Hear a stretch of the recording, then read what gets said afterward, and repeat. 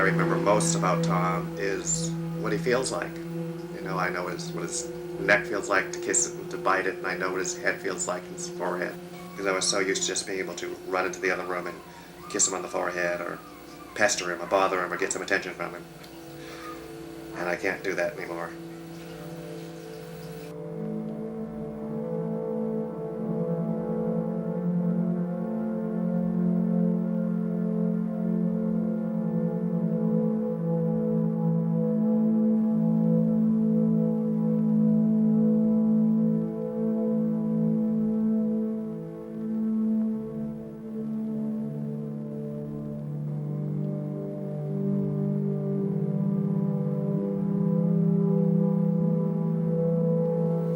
Very scary to look at him the first time after he died, look him in the face. But I did. I don't remember it, but I know I looked at him. And then I wanted to close his eye because it's very strange seeing a dead person staring.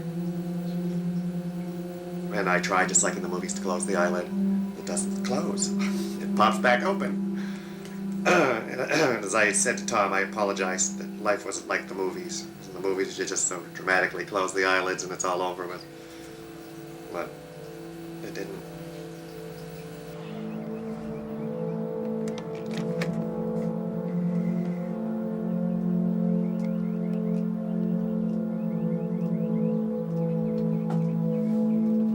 Tom Joslin was my film teacher back in college in the mid-'70s.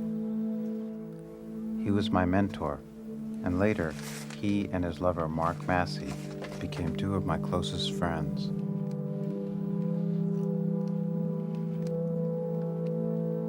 When they were both diagnosed with AIDS, Tom decided to shoot a video diary.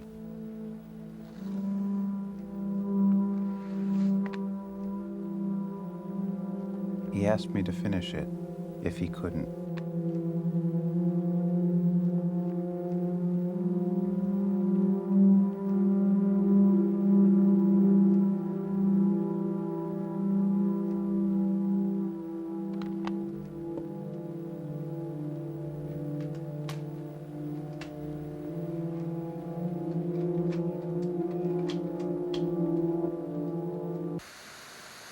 How's this? This is the first footage from the beginning of first tape from Silver Lake Life, and I thought I'd show this to Mark. And the message is gonna be clear. How's that? I love you.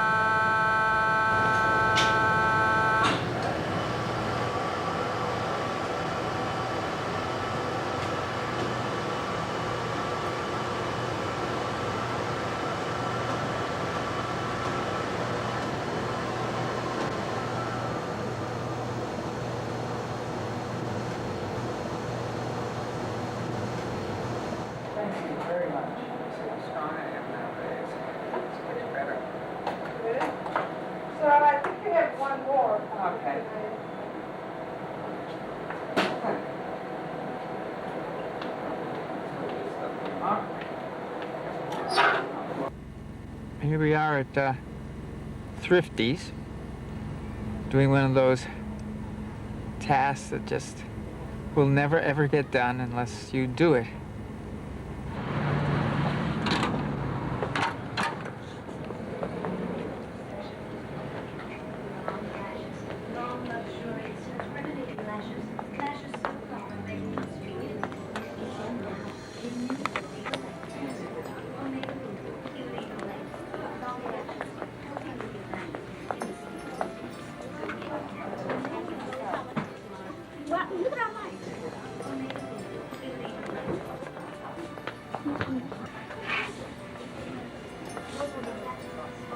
What's that? I want the bottom one. Does it come loose?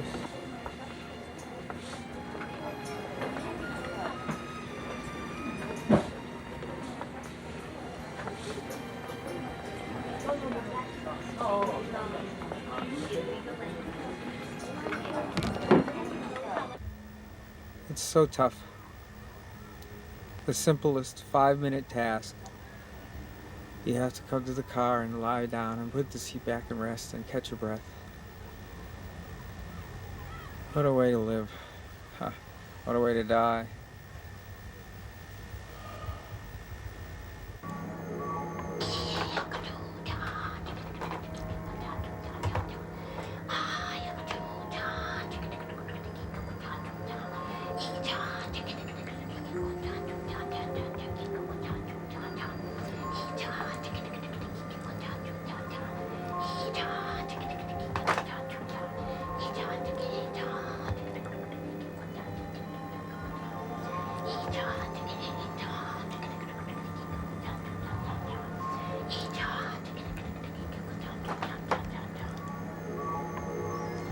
And now I'm going to call in Omra. Omra is a healing spirit from our northern fifth dimension. He works with many other spirits, but he channels through me, and he heals by the vibration and the sound of his voice. So if you will allow Omra's voice to penetrate deep into your psyche, he will work with your own selves to create a pattern of harmony and order. So all this harmony will disappear from your body. And you'll feel wonderful. Your body will sing. It'll be like a beautiful symphony. So Omra, we have a new friend here, Mark. Would you please come and do a nice blessing on Mark? Oh, tiki ta, tiki koko ta tu ta ta ta. Ah, yakatu, ti ta, tiki koko ta tu ta. Ita, tiki ta, tiki tiki koko ta tu ta.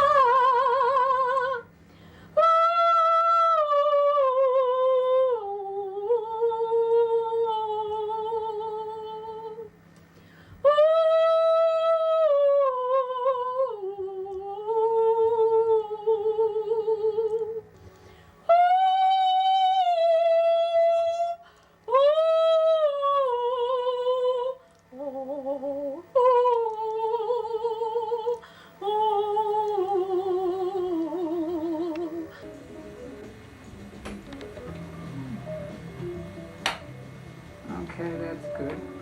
Is your image up here? Yeah. Has to be image there. Standby. It'll come up in a minute. Yeah, See anything? not yet. There we go. Yep, it's up. There it is. Alright. Yay. Oh, I want to be able to hear more. When you first found out about your illness, I have a lover named Mark, and we've been together for 22 years now. So we finally made the decision to get our test done, which was about 6 years ago. And then I went in and I came out positive. And it was very shocking, to say the least. And it's always hovering in the back of your mind, and you're looking for, KS spots or lesions or some sign that the disease is finally really here. I was hit with very suddenly with the Cryptococcus meningitis, which is kind of a brain disease. I gotta put this in, it's so beautiful. Described by my doctor as it's kind of like bats hanging from the back of your brain stem upside down and slowly eating their way up. Lovely. Anyway, that hit with a smashing series of headaches and high temperatures, and I got rushed to the hospital. So the task of telling my parents that I had AIDS went to Mark. How difficult was it for you to tell your friends and your family? What sort of reactions did you get? For a long time, I didn't tell anybody. I didn't want to tell anybody because AIDS is such a horrible thing in people's minds. To everybody, it's a death sentence. So when you tell somebody that you have AIDS, they start treating you that way, like you're a sick person or a leper or somebody who's going to die soon, and it's not a comfortable way to live. I mean, it may be true that I could die in 6 months or 2 years or 5 years or whatever, but you can't live like that. And to have people looking at you that way all the time is really uncomfortable. You really feel crappy. So I think Tom started telling people that I had AIDS. And then when he got sick, because I've had AIDS for almost 2 years. And when he got sick this past summer, he ended up slowly telling people because he had to, and then it got revealed that I had AIDS. And this, and we're rolling. It is running. Yeah. Hi. A lot of work, huh? Yeah. This is funny because you should be looking at the camera, but if you look at the camera, then you can't see yourself on the monitor. Yeah, I know. Well, let's look forward into the void instead.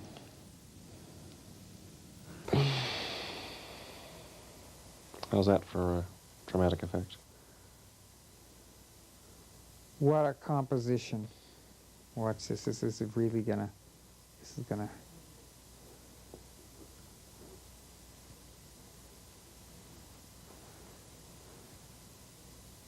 There. You're supposed to imagine that this is some kind of plant blowing in the breeze. Like yeah, tree. it actually looked like an amoeba for me, sort of. Well, that's because you're probably more primordial than I am. Yeah, So you can see my KS. Radiation burns. yeah. One thing I've noticed on this here is your... Where are you? You're down here someplace. Is your eye... You had that red line on your eyelid there. Oh, that's over here. No, there's one on this side. There is? Yeah. What are you saying? That there is one now? There isn't one? There is one. Where? That This there? little line, yeah.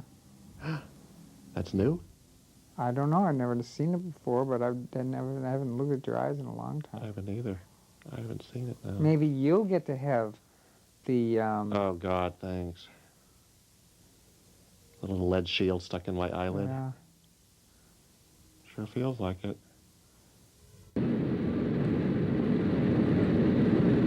I would like to welcome you aboard Transworld Flight 868, service from Los Angeles to New York. Your captain in command today is Captain Ray Arnold. He's celebrating his 35th year with TWA, and this is his last flight. Well, Silver Lake life normally takes place in Silver Lake, California. But in the end, it goes where I go. And it's Christmas time. And this summer, when I almost died and my family came out and saw me, one of the things that we talked about as a way to keep me going and a goal to set, live towards, was Christmas, when I fly back and say hello to them all. So, mid-December, Mark and I hopped in an airplane, ready to go back to the cold winter to share Christmas with my family.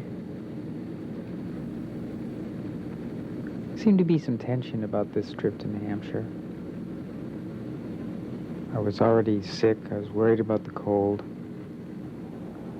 And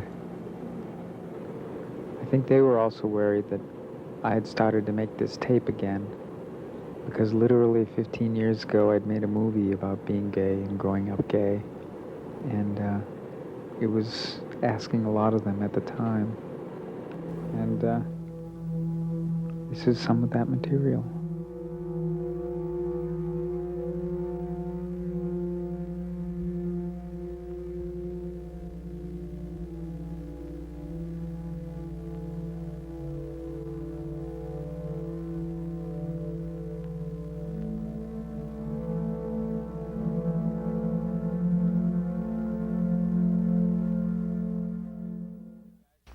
one day in this very spot, this is less than 300 yards from my house, I'd bicycle down here, you know, this is around 14 or 15, and I came across, I think it was right by this tree, yeah, a rock, and under the rock was a note. And it was right under here, and there were notes in it, you know, and the notes were between two gay lovers, and they were communicating when they were going to meet. So I wrote back to them, scared shitless, of course, but I wrote back to them, telling them about it, and then came back, and they left me a dirty magazine. And being gay, every mother finds dirty magazines that their kids collected, you know, that they hide under the mattress, but not dirty male magazines, you know. And you develop this whole inner secretiveness where you learn not to tell people, you know, and to hide things and to cover things up, and it begins to change your personality. And you learn how to socialize with women and pretend to follow the whole route that all your peers are following, when in the end it's kind of all a lie. And you learn to lie pretty well. I'm tired of lying. I don't want to lie anymore. So I make this film, right?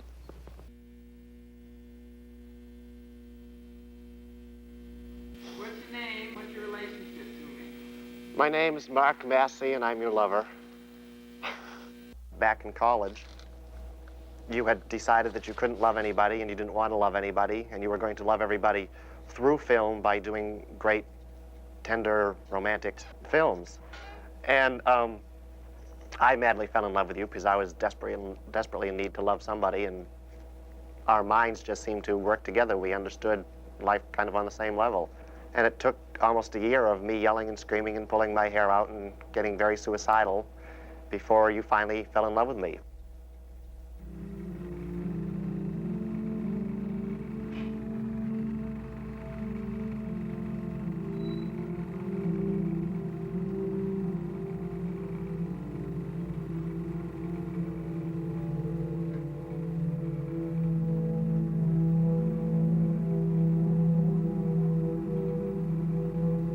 Okay.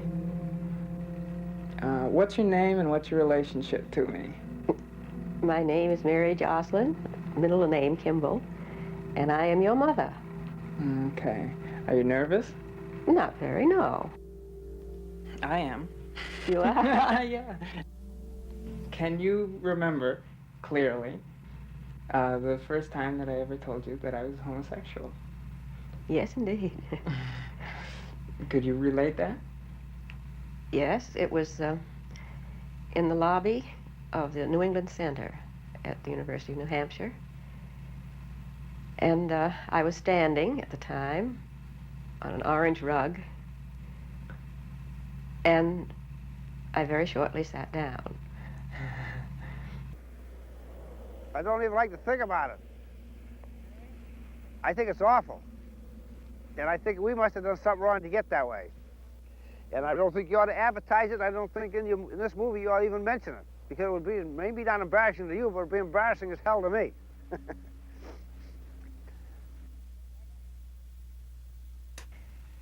Family life has always meant so much. And to think that you would not have a family of your own was a great disappointment to me. What about Mark? How do you get along with Mark? I know that's... I don't know how frank I should be about this, Tom.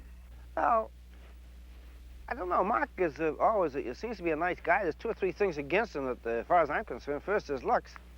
He looks like he's going to fall over, and he looks like he got TB to me. I don't know. And,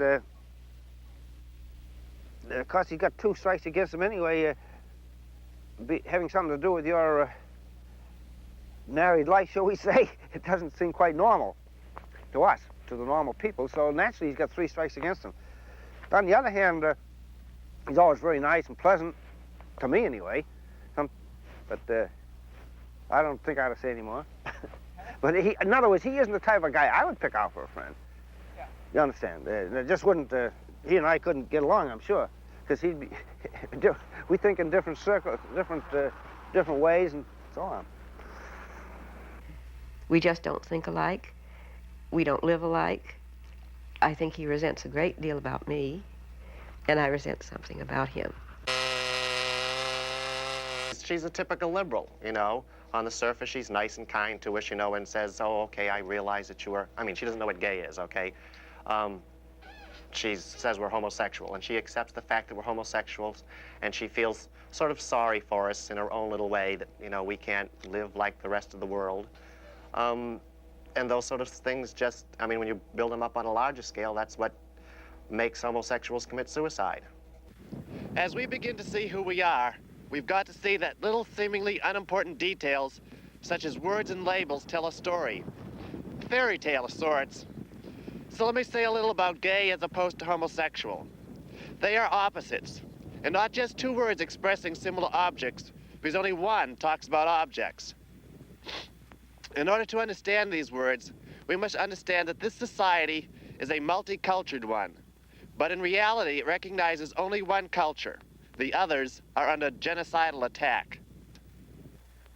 So now for us, it is a beautiful thing to be blatant, where at one time it was looked down upon. We have come to see that it is the fairies, faggots, queens, etc., that were, through their blatantness, the first to challenge the system. In essence, saying they had the right to be super gay, because blatant is beautiful. So we also know that it will not be until what straights call blatant behavior is accepted with respect that we are, in any sense, any of us, free. The personal is the political, the economic, and the cultural. Gay is the revolution.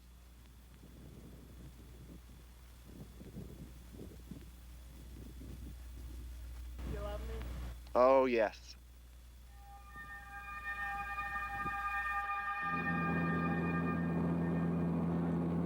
Well, when that showed on PBS, there was a little consternation, I can tell you. So maybe some fear that I was redoing a new tape also added to the pressure. But I arrived and there was an entourage to meet Mark and me. Friendly people from the family. This is Momere, ever beautiful. You're still looking great. And back at home, this is Sam, about to take a treat at the table from my father. Don't feed the dog at the table. It goes down fast, doesn't it? It sure does. Well.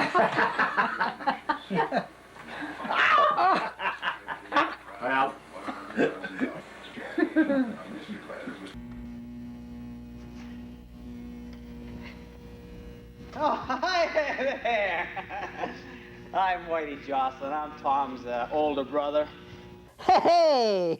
Yes, it is me, Whitey Jocelyn. It is I, excuse me, Whitey Jocelyn, the star of the previous Tommy Jocelyn Spectacular. My wife, Susan. What happened right away when you found out that I had it? You're saying when we found out you had AIDS? Yeah.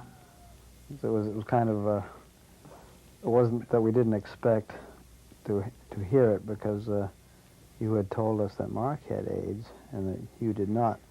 And we started talking about, you being sick, and your dad said about his brother Bob, who had died a few years earlier of cancer.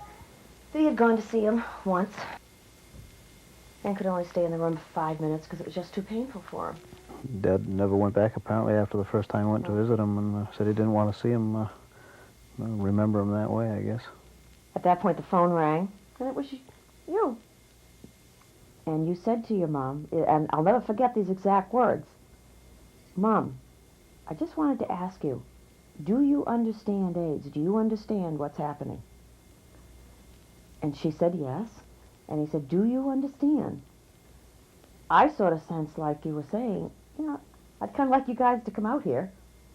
And I said it, I think, quite bluntly, to, you guys should go.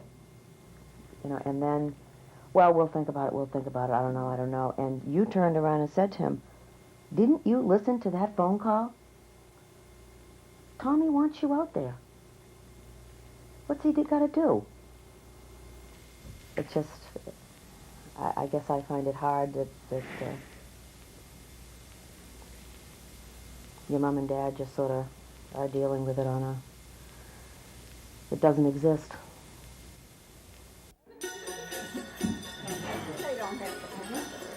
I'm ready to start with the presents. Oh, we got open presents today? You gonna get tall?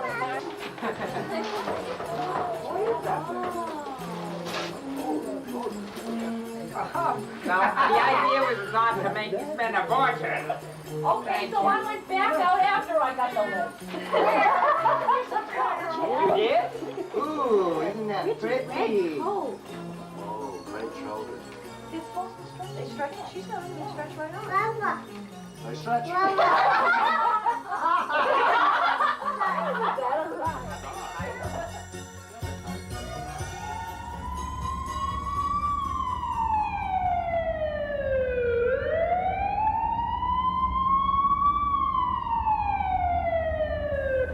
Well, here we are. Back in the hospital. In the emergency room. In the middle of New Hampshire. I'm 4 days away from going home. It's January 1st. They always say whatever you're doing on the first day of the year is what you do for the rest of your life. Well, here we are. Dr. Flores, dial 182, please. Dr. Flores.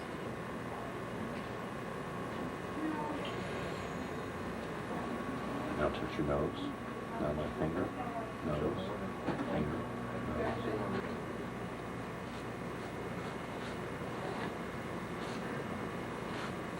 Now, Biotus LA, like Entex LA, contains an over-the-counter drug that's called phenylpropanolamine.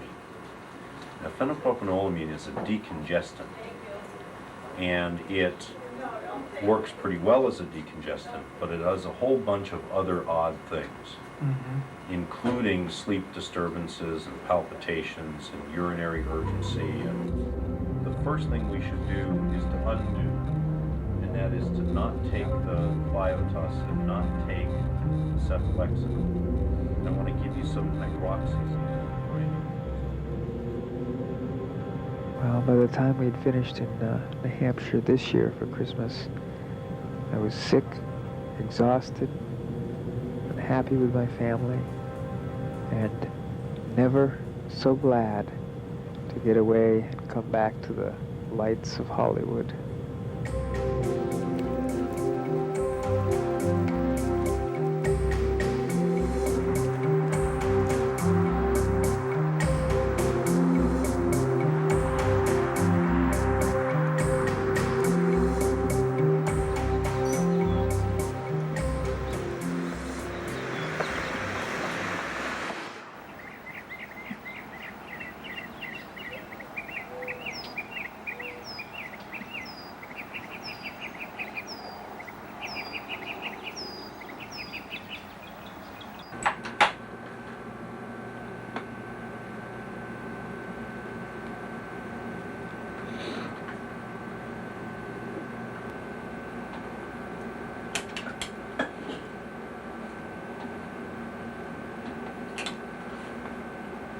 Now, you haven't had any of this cold or flu stuff? No, but could you check to make sure that there's nothing up here for...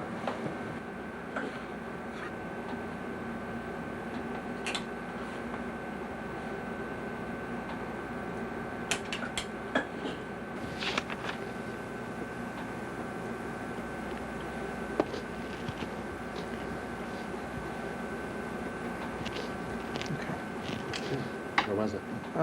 I found the viral infection. The blood stagnation seems to be pretty well cleared up. That was this Well, I stuff did a lot from more last time. walking, too. Good. Yeah, fungus in the hospital's good too. Okay. KS. What's been happening? I don't know, I think it's pretty much the same, but I can't help. Tell me.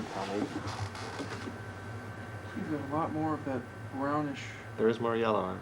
areola around the lesions, and that's encouraging. Okay, let's see. You haven't noticed any new lesions? No. Thank God. Well, miracle of miracles, we're going to use the same formula 2 weeks in a row. No. Hey guys, what's wrong? Come on. That's okay. Party.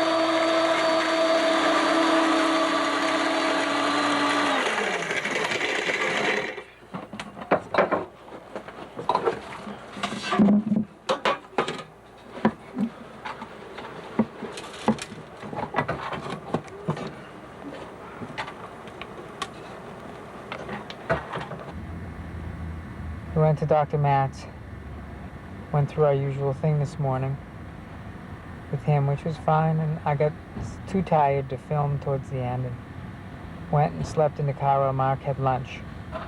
I didn't have lunch because we were going to go right home. I remember he said we were going to go right home and you can have soup and then I'll go shopping. I remember that, so he brought me some soup anyway because the soup was so good. So what happens next? Next, we're on the way home, and I say, okay, I get enough energy. Go ahead, do the food shopping at APLA. It's right between here and home. It's an easy stop. And I'll go to the bank and get my glasses fixed. So he does that, and I do that. And then we're on the way home, and he says, look, we're almost done. I'm going to go to the health food store, which is not on the way home. And it is now 3:30.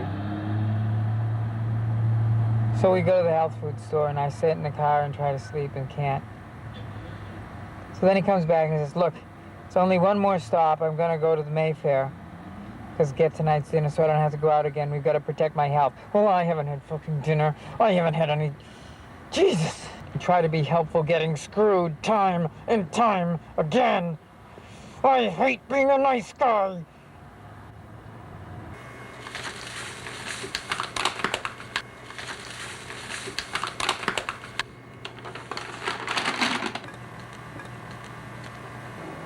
Well, of course, it wasn't really Mark's fault. It's just anger at my incapacity to do the normal things that I used to be able to do, and it gets me so angry.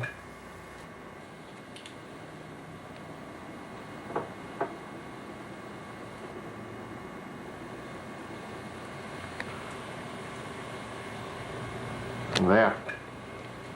Voila! KS medicine. You were telling me something a minute ago that I wanted to hear and put on tape. What? About loving you? Yes. That's all. Oh, yes, no, I do. I love you. As I said, you asked me how much or something? Yeah. Or just do you love me? I said it hurts because I can't stand seeing you sick. It drives me crazy. I can't do anything about it. I can't control it. I don't know what it is. And it makes you unhappy, and it makes me unhappy, and it drives me nuts. It sometimes makes me very angry. Those are the times I probably can't do anything about it. Mm. And other times it hurts because I can't do anything for you. And then sometimes it scares me.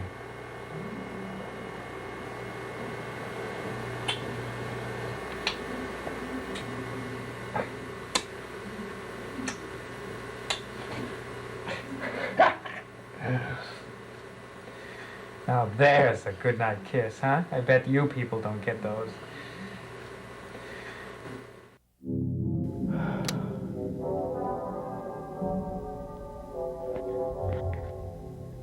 That's another bad night. I sleep for about half an hour, and then I wake up and I get to sleep for another 2 hours based on my head banging. And then while I'm awake, I just think of all these things. In this case, it's about the auto show. I'm supposed to go to the auto show tomorrow. It will be the first thing that I've done all week that isn't a doctor's visit. But I don't think I have the energy to go. I've already canceled a couple of visitations. And I thought of taking a wheelchair, but I'm neither ready to admit that I want a wheelchair yet, or to go through the hassle of that. Plus it's raining out, so that will make that even worse. And maybe I just shouldn't go, but if I don't, I'm admitting that I'm doomed to lying here in this bed for the rest of my life, and that's an unpleasant reality. So, I don't know.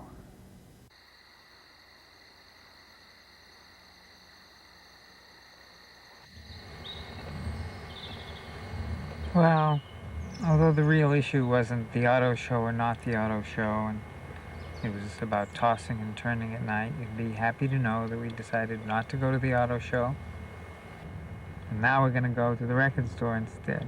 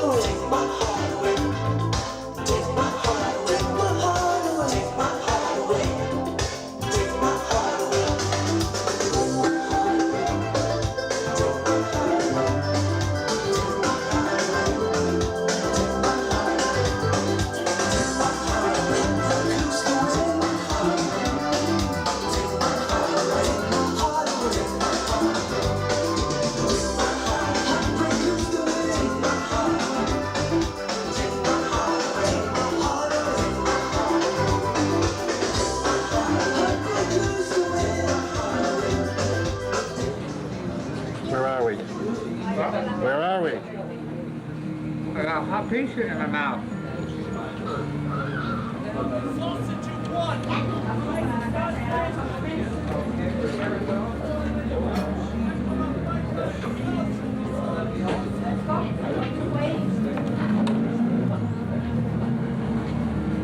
You haven't told me where we are yet. We're at Hard Times Pizza. Thank you.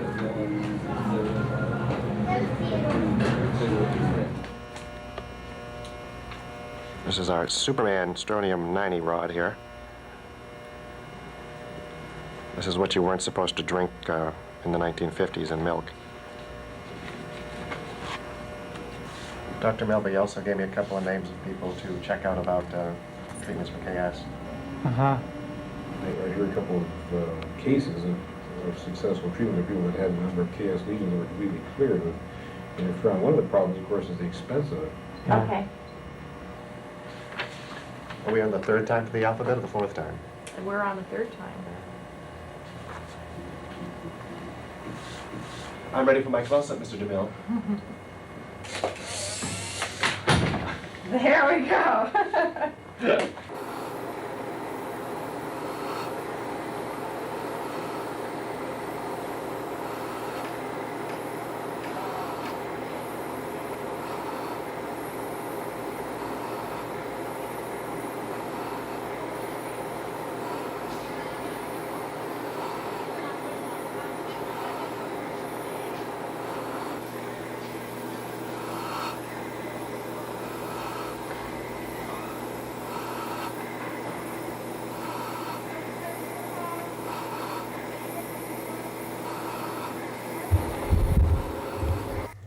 Just before we got into the session, you said that both of you were not quite up to par or less than or whatever, you know, maybe I wonder if maybe it might be helpful to talk about what has been happening, how both of you are right now. Well, I've really been sick since New Hampshire. Fevers running an average of 101 and stuff like that, and we went to Dr. Matt and got a tea mixture and stuff that demanded every half hour, which is a discipline that I'm not up to. And then Mark was the alarm clock and would bring the tea in, you know. And then I would fall asleep and miss a bell. Oh, you don't miss a bell. No, you're making it sound like you miss, well, I've just missed 1 or 2 today, and you don't. If you're left on your own, you take like, you know, half or less of what you're supposed to take. To me, there's a problem there. If you're supposed to take it every half hour and you kind of forget and only take it 2 or 3 times a day, that's more than forgetting. To me, there's something else wrong there. But for me to, like, say, okay, I can't do this anymore, you do it. In another situation, I could do that. But the fact that we both have AIDS, I have the added fear that, well, if he dies, of course I don't want him to do that, that's the major thing, I don't want him to die. But the other thing is, that leaves me alone with AIDS, to die by myself with AIDS. Can you explain to him, Tom? No, I can't. I mean, part of me says, well, I do take my medicine. And then it's true that I don't take all my medicine. I guess one of the things that affects me a lot is I probably am a doomsday AIDSer, you know, in the sense that it, statistically and everything else, it seems to have its arc, if you will, and I'm pretty far down the arc, and I know that there's always exceptions, but I do feel, you know, the wall is not that far away, and there's a certain amount of desperation in relation to this kind of thing, the videotaping, as compared to just the other parts of life. So the difference between the two of you in this issue that I see is that given the same threat, your way of fighting that threat is different, quite different. You, Mark, you're trying to lower the threat. You, Tom, you're trying to make the most out of what you have.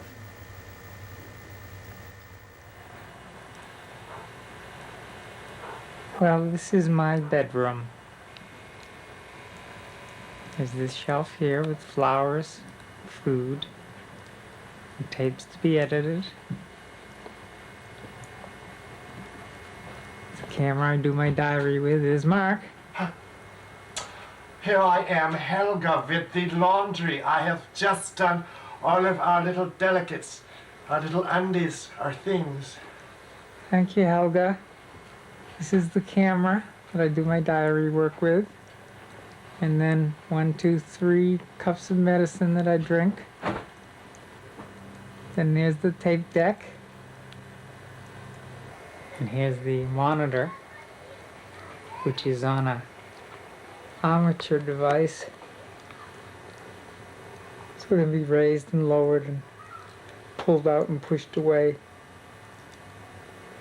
It was all designed with the idea that I'd end up sick in bed all the time, and yet still be able to make my movie.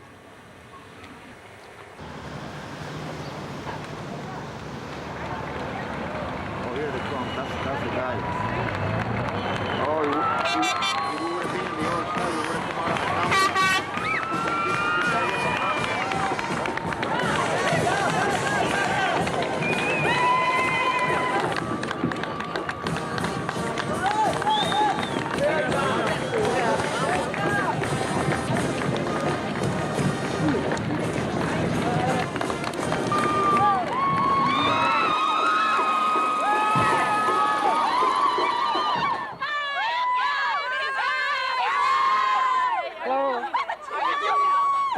appreciate this whole tequila, so make it a good one.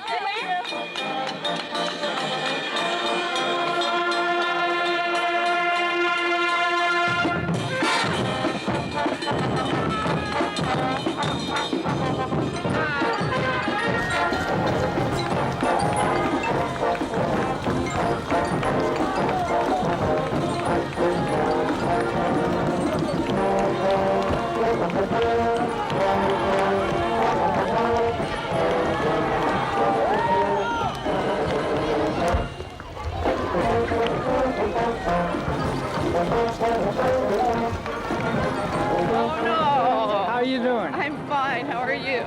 Actually, I'm pretty tired. I've been doing this all day long. Oh, that's terrible.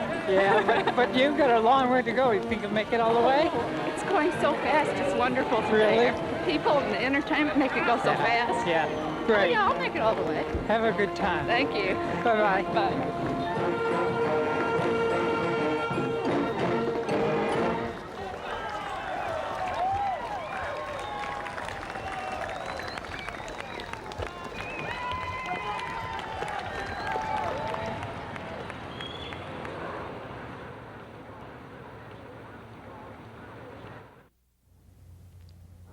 Well, let's see.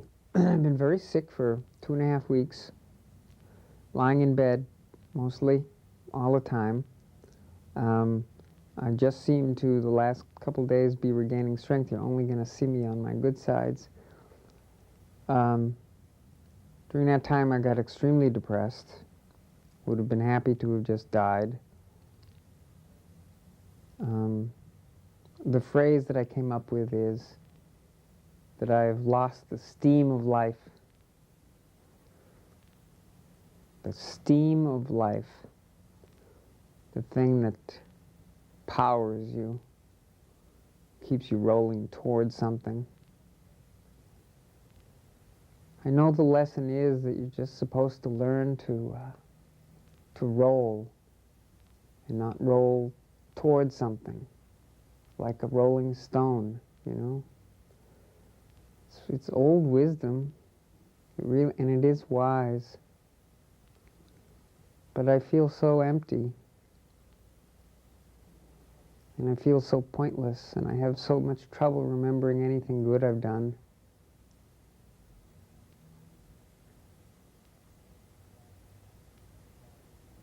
As if that brings value to my life, I don't know, you see. Of course it doesn't bring value to my life. And I know the real story is that you get what you get. You live a happy life, you've had a happy life. You live a tormented life and you're always worrying and naysaying, that's the life you will have lived.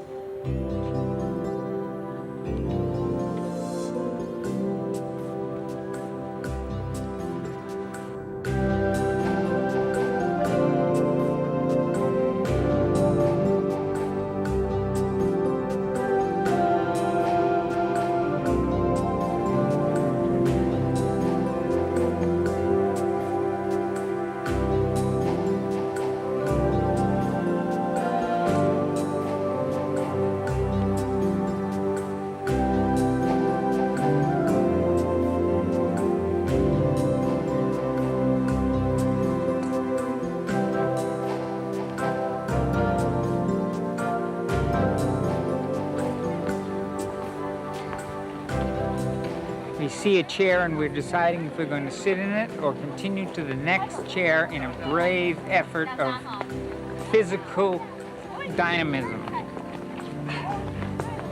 We pass the chair in a brave effort of physical dynamism. And I love you, Mark, so much.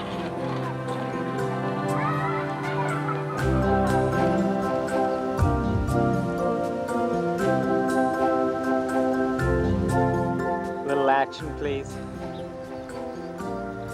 I was a sign. Oh, I see. Right here.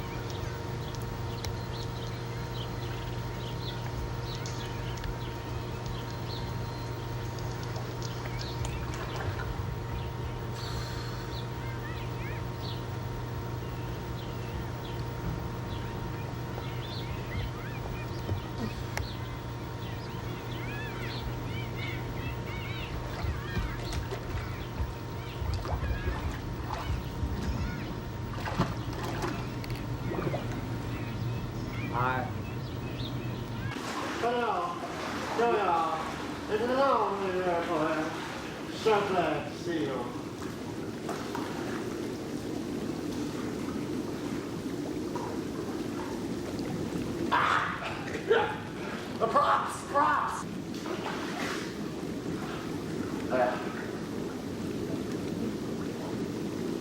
It's you. It's me again! I need some air. Turn around. How you doing? Hi. Hi. Seeing that there's nobody here, we're going. Sure. The woman who invited us here, who owns the place, is very nice. She's been very nice to us, and she would like me to keep my shirt on so I don't freak out any of the people. And I do that, but it also then feeds into that bad part of me that I don't, you know, being self-conscious and disliking my body and whatnot. And mostly I worry about those things because I don't want to upset other people with having to look at ugly me. So it ends up feeding into a bad part of me, where I should just normally be proud of it, because normally I'm proud that I've been alive this long. And I just like, screw you, I'm living, you know, I'm not dead. Back into the cubby hole.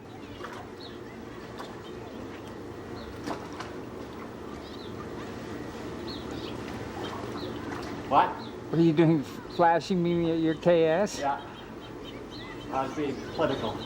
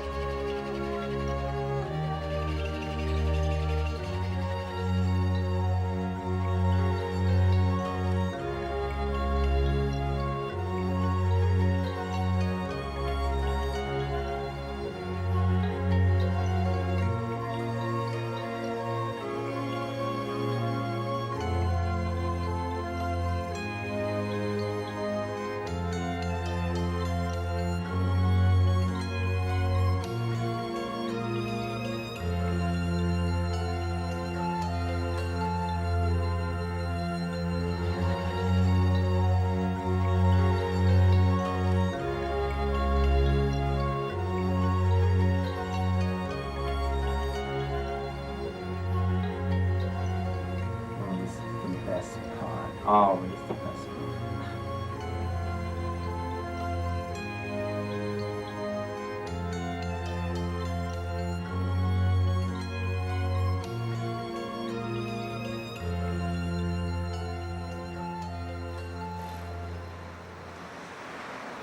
What is this that passes before my eyes every day?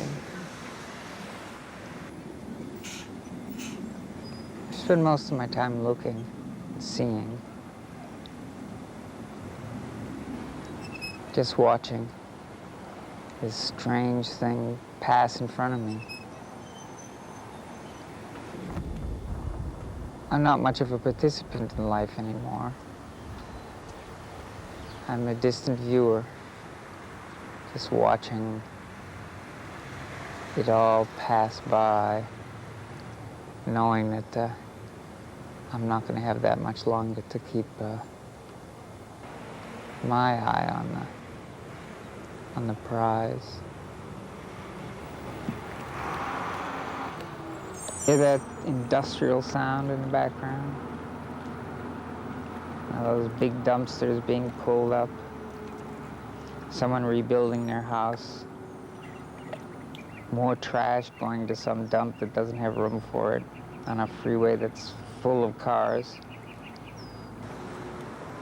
This civilization is so strange. I've never felt much a part of it. I think being gay separates you a little. Certainly having AIDS and being a walking dead, if you will, separates one from the everyday world. It's a beautiful day in the neighborhood. It really is a beautiful day, by the way.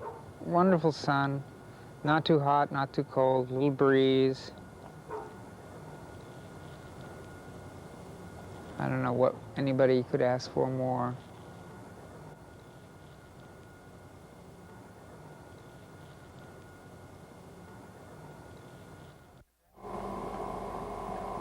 Dr. Jenkins in the office the other day, during our monthly visit, says, well, it's kind of time, Tom.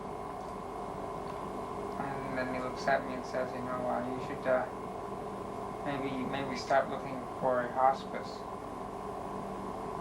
The corollary of all of that information, of course, means that, you know, average lifespan in hospice is 2 months. It's time, that kind of stuff, which was very startling to hear. I didn't think I was that sick, even though sometimes I sort of wanted to be. And was greeted with very mixed feelings. A real bombshell. And that's about it. So that's that story. What have you been doing since then? About the same as I was doing before. Sleeping a lot.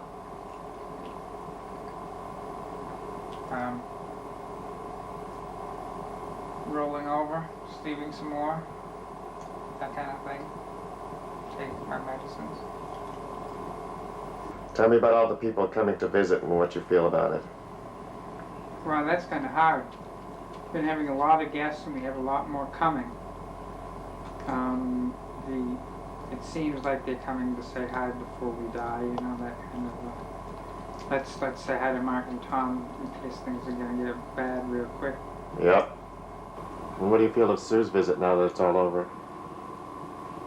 It was a nice visit, kind of innocuous. It ended very quietly. The last day and a half, she almost stayed away from me because I was sleeping a lot. So I didn't get to see her much, which was okay in terms of what I wanted to have happen. She knew when to stay away, you know. So I had no trouble. You apparently had more trouble than I did. Yeah, you take the camera.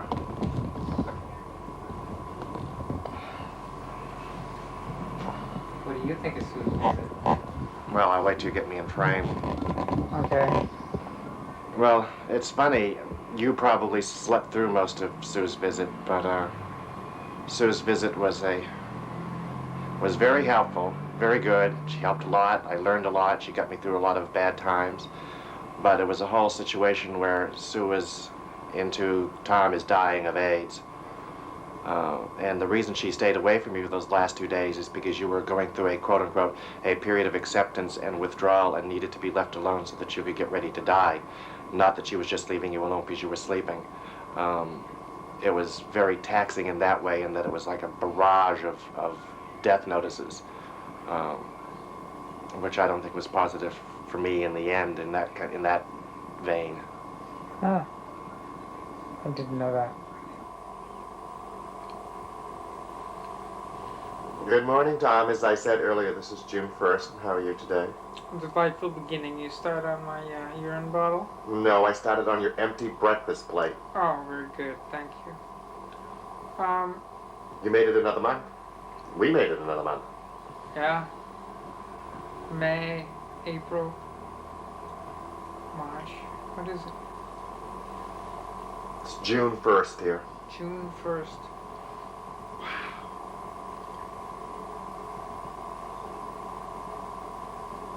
June 1st. My mind's been getting vague lately, which is sort of a problem, carrying on a nice conversation. It happened in the car the other day. And, With who? I don't know, who was I in the car with the other day? Anybody? Well, okay, you ever been with me was the doctor's on Tuesday.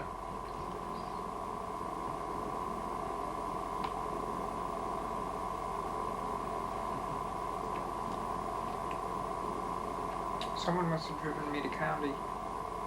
No, you've never been to County Town.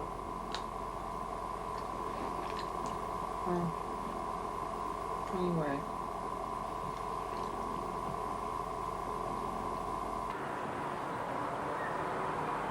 Here we are having our fabulous European ocean cruise. Mr. Jocelyn is out here on the deck with his sunglasses, his walking stick, his little cap to keep the sun off the top of his head, and his chocolate shake.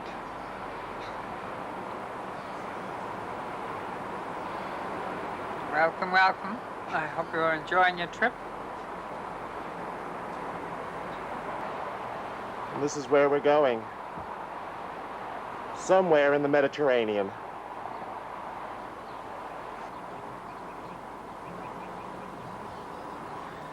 So we'll keep you tracked. Further inputs on our journey. It's shorter than we thought it was going to be.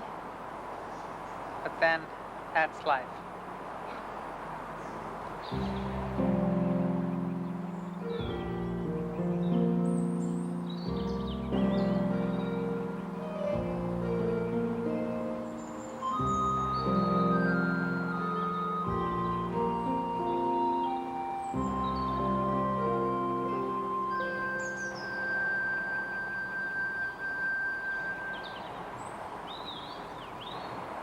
This is Judy.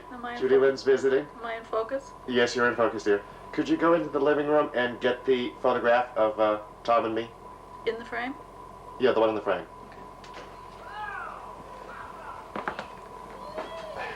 Judy is a photographer.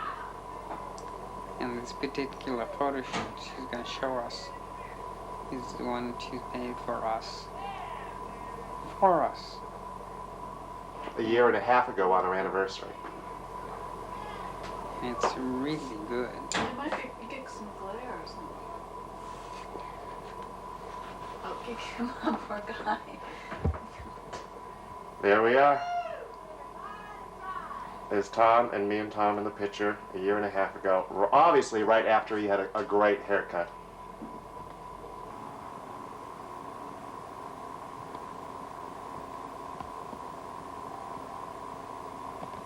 You remember who else is coming next week?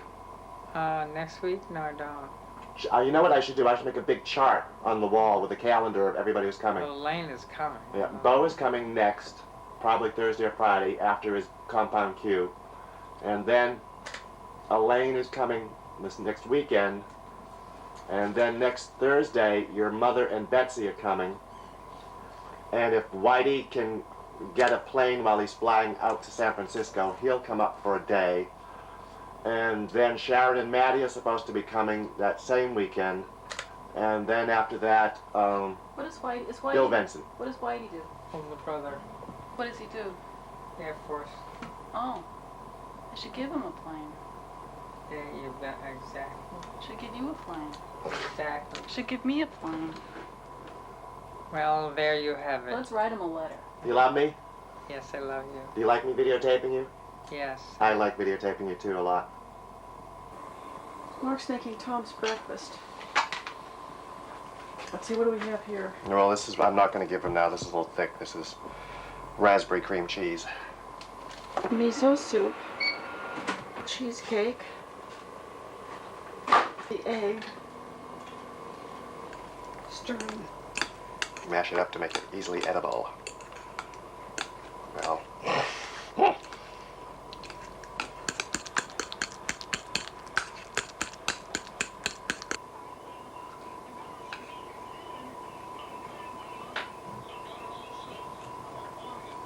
Let's egg.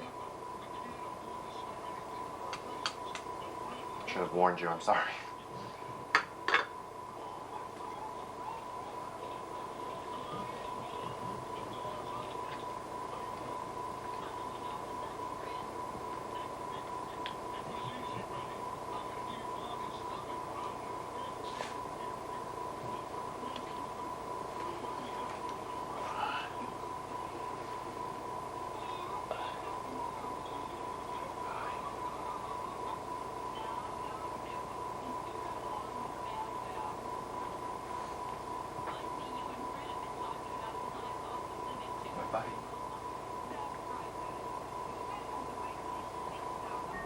Today's Monday, and I think that's June 19th. I'm not absolutely sure. I could check later.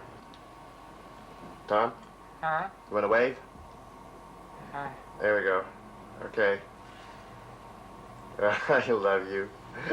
You look like Queen Elizabeth. Okay, thank you. This is a letter that Tom wrote his mother. It says, I love you. And I'm going to mail it for him today.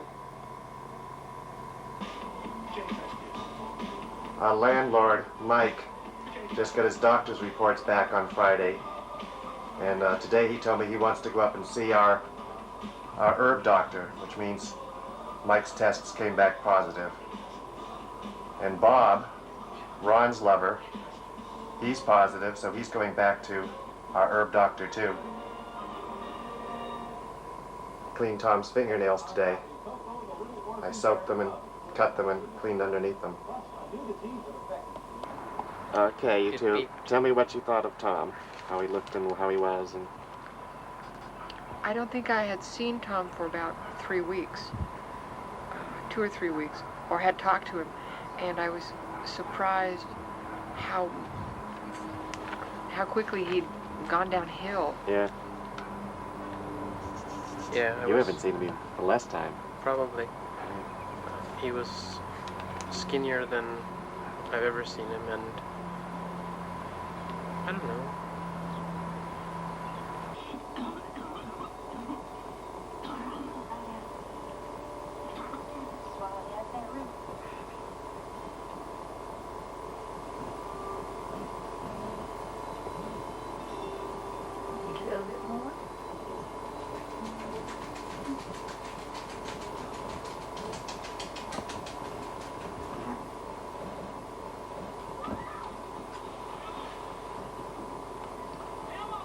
This is Dr. Matt's idea.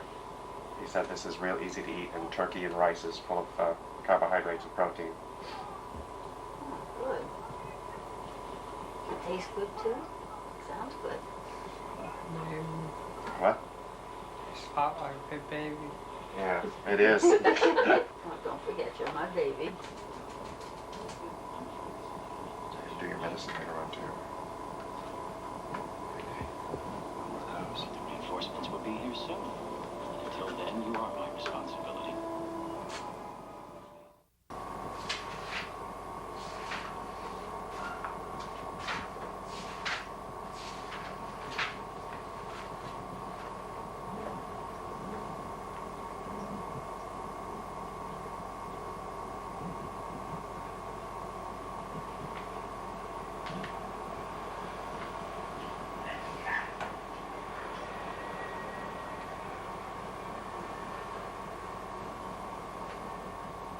This came in the mail yesterday, and this is Tom's Medi-Cal benefits have to be reestablished, because I guess it's been a year or something, I don't know.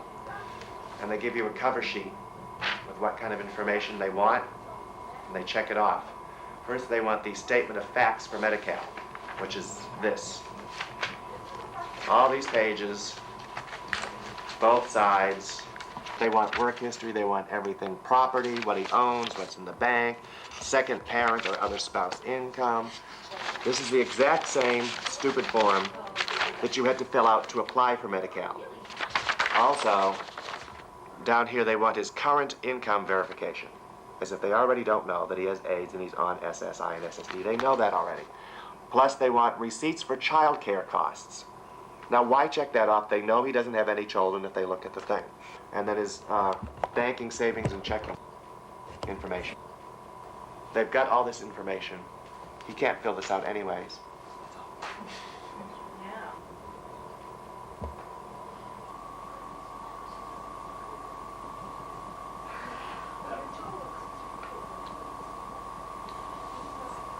So, did you sleep well last night? Yeah, I did.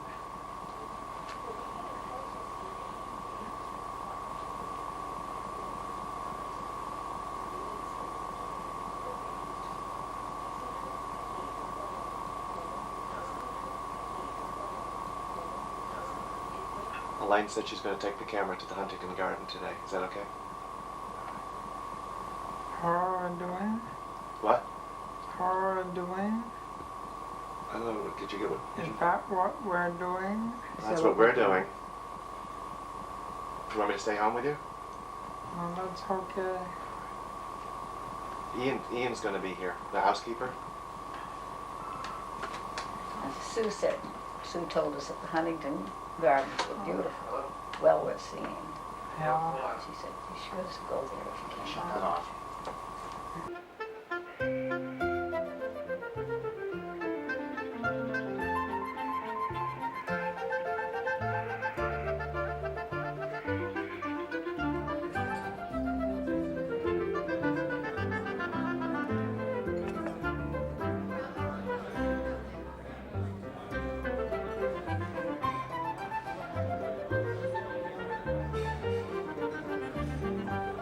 Today's June 25th, and it's really, really hot. It's over 100 degrees or something in the house.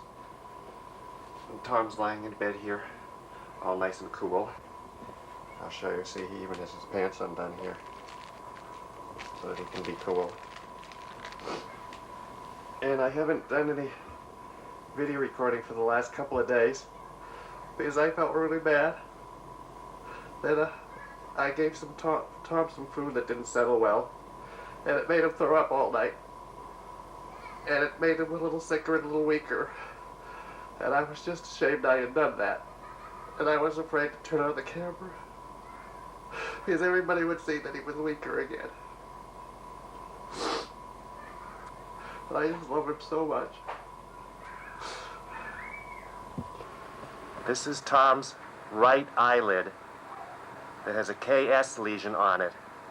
You can see that on the upper rim it's very dark, and that hurts him a great deal. See, I can pull the eye open and you can see down his eye inside. But the top lid up here, he says it hurts him now. But his other eye over here, see, that eye's fine. That eye you can see in the camera with. Okay, tell the camera how you feel.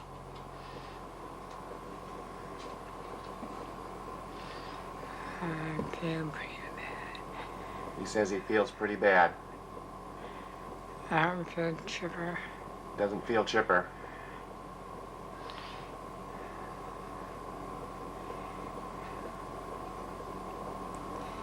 I don't feel like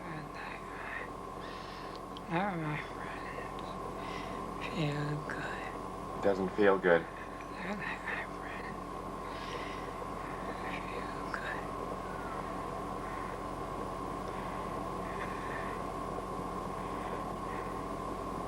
Hello. This is the 1st of July, and Tommy's just died. My little Whoopi died. And I sang to him. I sang to him, "You are my sunshine, my only sunshine. You make me happy when skies are gray.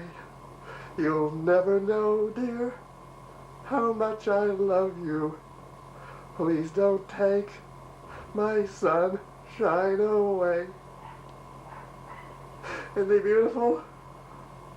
He's so beautiful. This is for you, Tommy. All of us, all your friends will finish the tape for you, okay? We promise. We promise. Bye. Bye, Tom.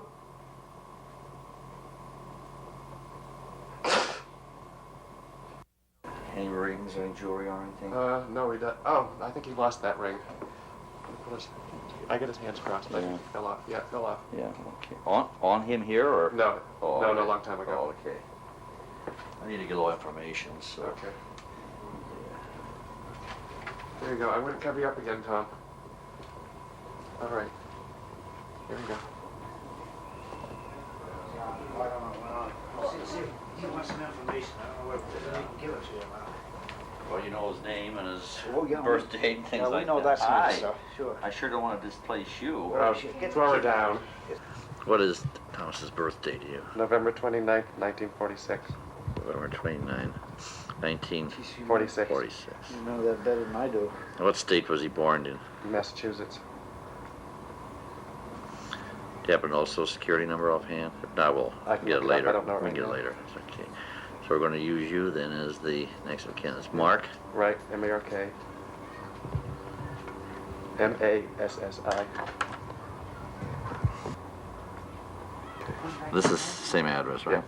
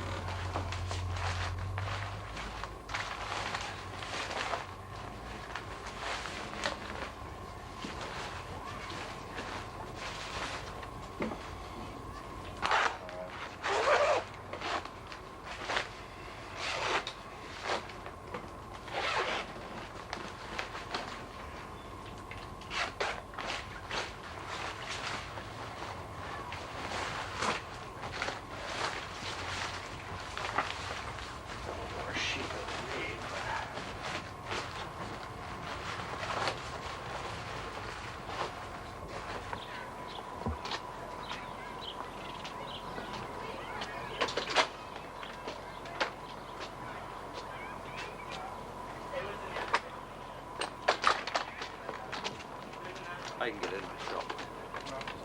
I have to. Okay, because I Yeah. can't be on the other side. Yeah.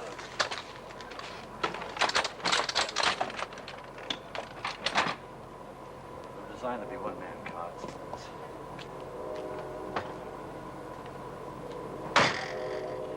I'm gonna wash my hands.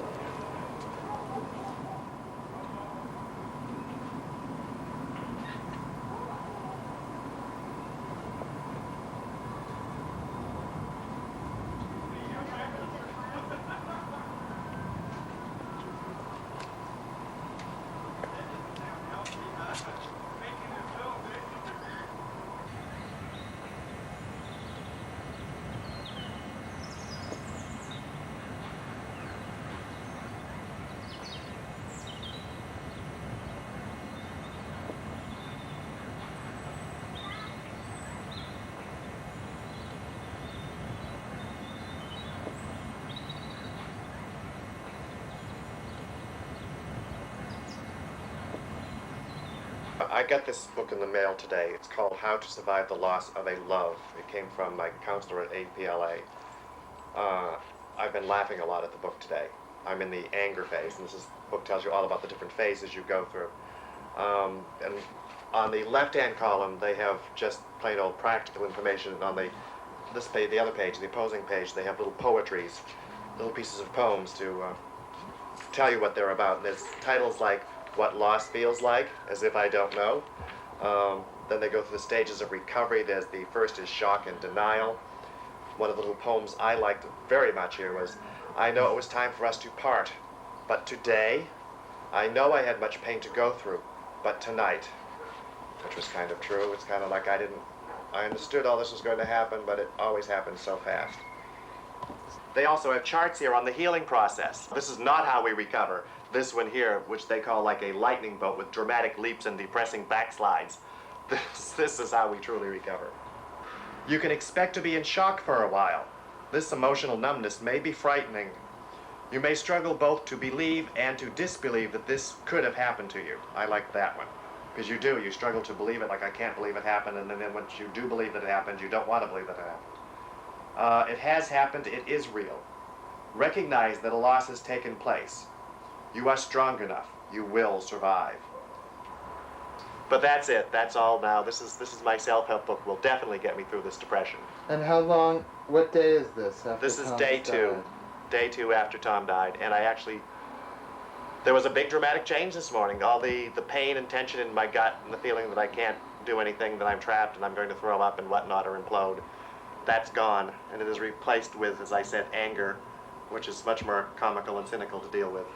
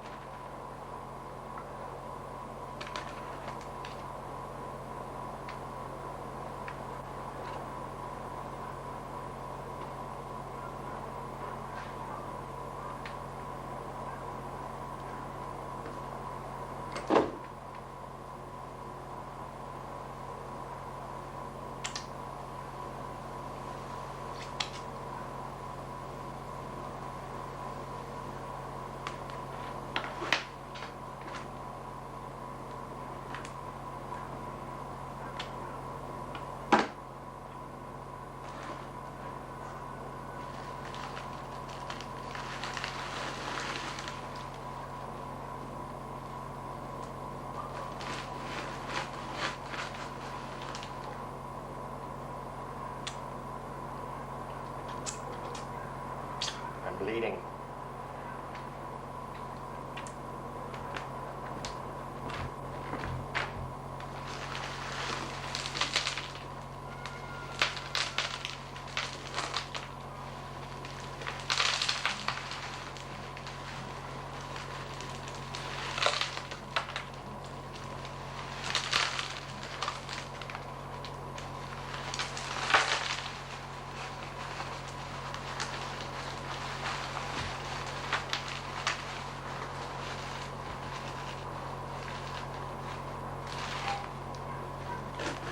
You're all over the place, Tom.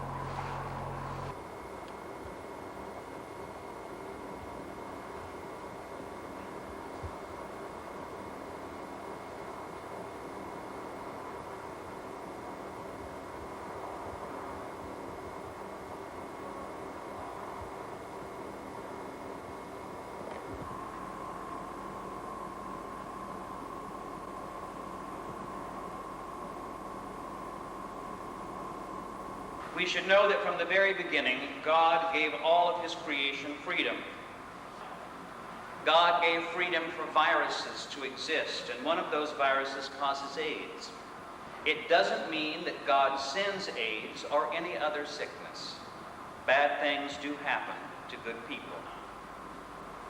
Jesus loves people with AIDS. Jesus loves any sick person. Jesus loves well people. Jesus loves gay people. Jesus loves straight people. Let us never forget that on that cross, Jesus shed his precious blood for all of humanity. He didn't have a list of who was worthy and who was not. That salvation was a gift given to all humanity and for all time. These two characters really shaped my life a lot. They brought me in. They shared life with me very patiently. They showed me New York. They showed me their relationship. They showed me art and the price of being grown-ups. And now they have shown me even more about illness and loss, giving up, enduring, and about the boundaries of love. And then my thoughts turned to other friends I had lost. How many was it now? It seemed I should be keeping count of these things. My thoughts then flashed back to the years of the 60s, in a time when we sat before the television set and were given body counts from Vietnam. 250 enemy dead, 35 Americans dead. It seemed that we as a society want to assign importance to a situation by keeping score. The 35 American dead were less important somehow because the score was 250 to 35 in our favor. And so now the count marches on in this battle. But we are faced with a dilemma in our war with AIDS. There are no enemy dead to count this time. We are faced with the prospect of counting only the dead among our loved ones. My brother had a dream, and he had the guts to dare to be different, to follow his dream. My brother Tom left us a legacy. He bequeathed to us his unfulfilled dream, Silver Lake life, a view from here. When I last saw Tom, Mark and I spoke of destiny. Perhaps it was Tom's destiny to die in order to create the full impact of Silver Lake life. Well, before Silver Lake Life could have any impact, it had to be completed. When Tom died, I was in France, but 5 months later, I went back to California to film an ending and to visit Mark. We talked about everything that had happened since the last time I saw them. What about Tom's parents? What happened between you and his family when he died? Family. Peter wants to talk about family. Well, there was a big issue with Tom anyways, way back when he first got sick with Cryptococcus meningitis, was whether his family was going to come out here to see him. And they didn't know if it would do any good. And, you know, should they come out now? Should they come out later? All these kind of things. And then when he got really sick this last time, there was a question about who should come out again. You know, was it time? One of the things which I haven't even mentioned in any of the tapes so far is Charlie's wonderful line of, well, would it do any good if he came out? And I kept trying to tell Charlie that good didn't make any difference. Do you want to see your son one last time before he dies? You know. But anyway, so when Tom died, and we're all crying, Charlie comes running into the room, and first thing he tries to do is get Mary to leave the room, saying, "It's all over now. Come on out here. Come on out here. Don't do this to yourself." And I finally had to yell at him and say, leave her alone. Let her stay here. This is the last she's going to be with her son. But that whole experience between Mary and I, and Tom dying and taking care of him, did change her opinion of me even more. I've been adopted as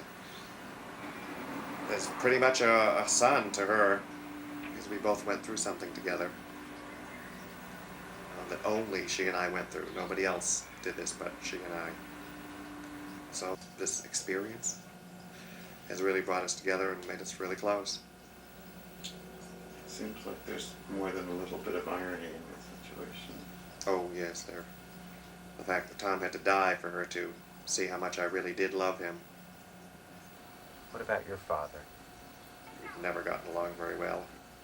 But when Tom died, I sent him a letter and told him about it, and I was surprised. He wrote me a letter back, and this is it. This is the only letter I have ever gotten from my father. Hi, Mark. I have never written you, but I am now. I know you have a problem, but take it one day at a time. I had to make the best of it. I had the two of you to take care of. I did tell both of you, if you are gay, just don't tell the world. Heck, I told you of gays after me, and you said I might like it.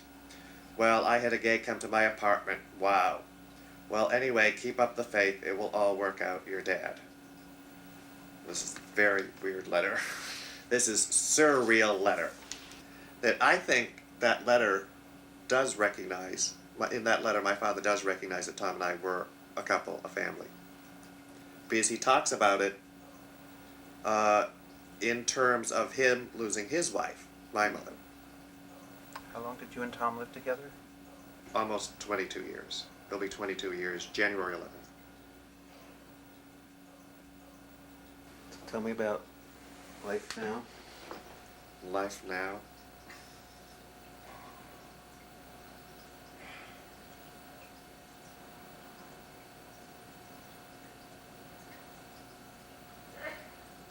Life now is very confusing.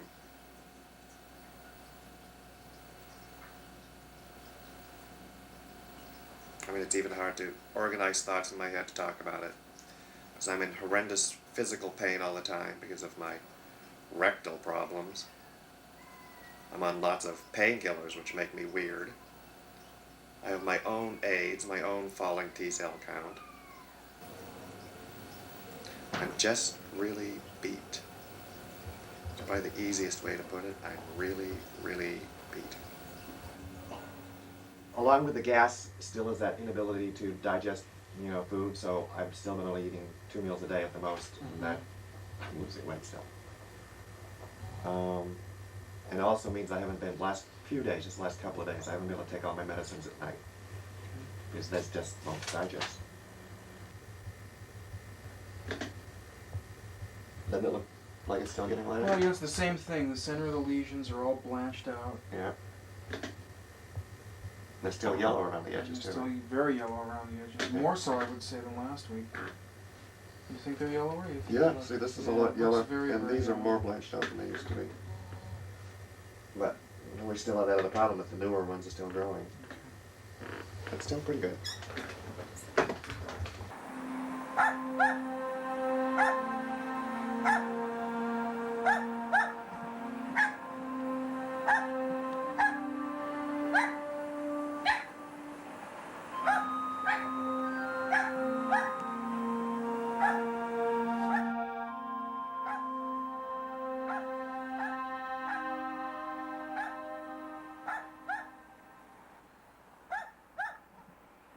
I've figured that dying is just the end, and that it's a big, black, boring, horrible void afterwards.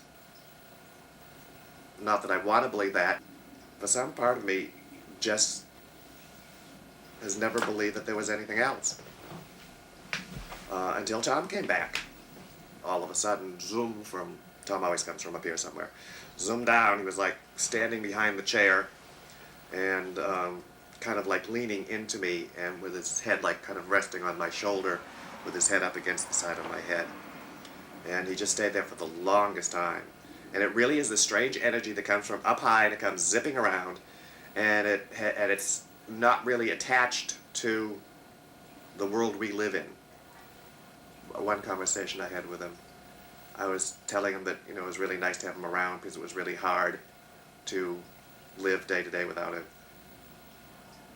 But then I said, well, but if you've got to, if it's your time to go and you've got to go dissipate into the universe and become one with it all, don't hang around here for me. I said, I'll survive.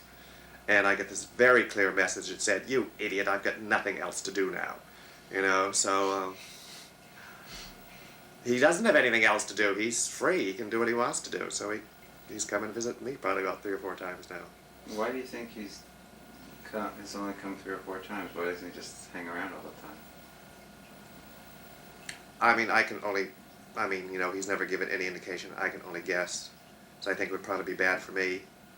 I couldn't get on with my life. which is hard enough to get on with anyways. And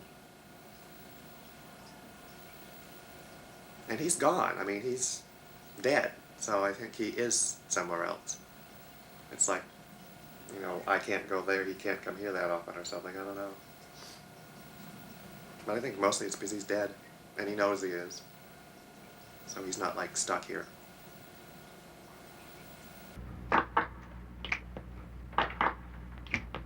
Well, I met him on a Sunday.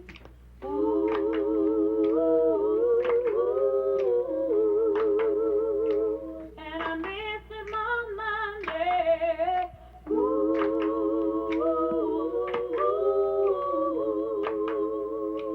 Well, I found him on Tuesday.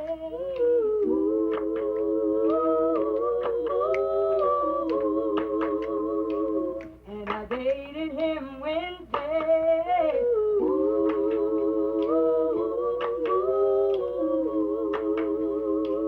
And I kissed him on Thursday.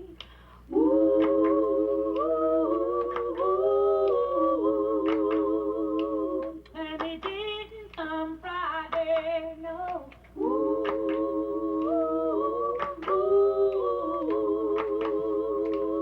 When he showed up Saturday.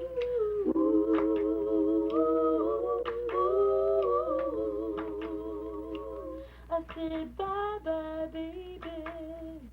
If I never Mr. Bones? Yes, Mr. Interlocutor. Could you tell me what Gertrude Stein's last words to Alice B. Toklas were? Alice turned to Gertrude on her deathbed and said, Gertrude, what's the answer?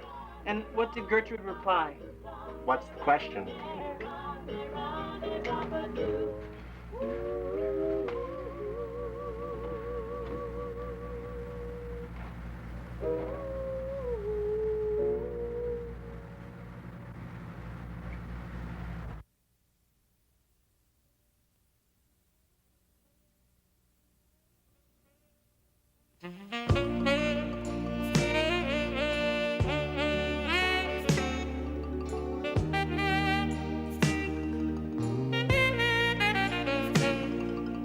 Goodbye, sadness, goodbye, goodbye. I don't need you anymore. I wet my pillow every night, but now I saw the light. Goodbye, goodbye, sadness. I don't need you anymore. Goodbye, goodbye, sadness. I can't take it anymore. Goodbye, sadness. Goodbye, goodbye. I don't need you anymore. I lived in